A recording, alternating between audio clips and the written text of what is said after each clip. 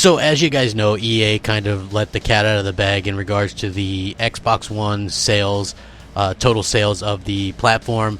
Everybody was running wild with it. Seems, you know, again, I'm on record, I don't really believe those numbers to begin with. But it is interesting that Microsoft actually responded to this and was an interesting answer. Hey, what's up everybody? Crapgamer here with Crapgamer Reviews, back with another video.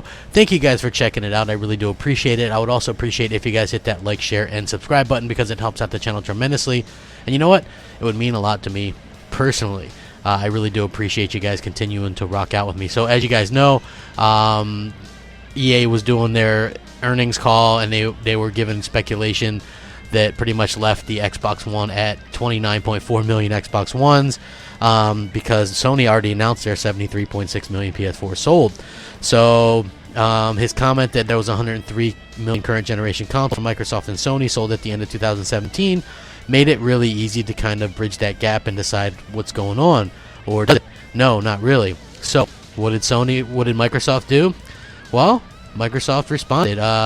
So Microsoft, in a statement sent in, they said those were inaccurate numbers and declined to say how they were inaccurate or by how much though. The projections are inaccurate, a spokesman told Variety. Regardless, we are focused on delivering amazing gaming experiences to players on all devices, and engagement is our measure of progress. We just announced a record start of the year with Xbox Live monthly users up 13% to 59 million. So realistically, this kind of just makes things look a little bit worse for Microsoft, in my opinion. Again, I don't think that the console sales matter. It's obvious that Microsoft is all in on the Xbox, building new studios and doing all this kind of stuff. Clearly indicates that they care about that console market and are trying to do their best to compete in that area. With that being said, obviously this might have bugged them a bit, this news that got out, and so it bugged them enough to respond. But they don't tell you how much, if it's wrong or right or whatever, you know. And I think that at this point, people are just going to believe it, or maybe believe it's even lower than this. And I don't think it matters. Like, here's my point, right? The only time sales matter is if they're too low to continue a product or a game, right? So if you're a fan of, say, Rise Son of Rome, that game obviously didn't do well enough to warrant a sequel, so sales mattered. With the Xbox One X, or Xbox One in general, we already know they're planning the next Xbox. So clearly that's warranted enough for a sequel. Obviously the PS4 is going to get a PS5 because the PS4 is so successful. In a game like God of War, so successful, obviously it's going to get a sequel. This is how things work. So even though it's a big fanboy argument to kind of say, well, you know, this game is this, or this console sold this and it sucks, it's not the entire picture, because a console doesn't have to meet another console's record or standards, right? So the Xbox One doesn't have to do as good as Sony to do well for Microsoft, and I think that's what we're seeing here.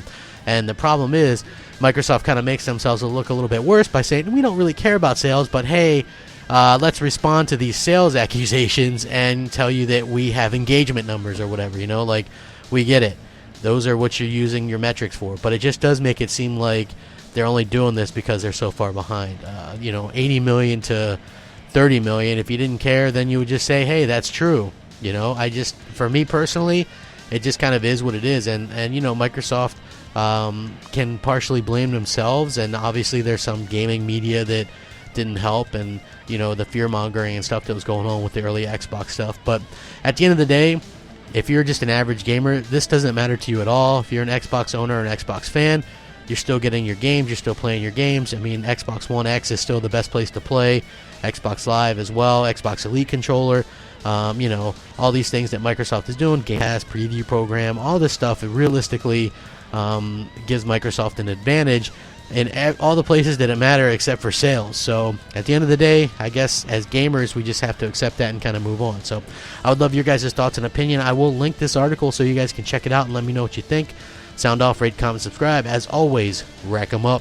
Crapgamer out.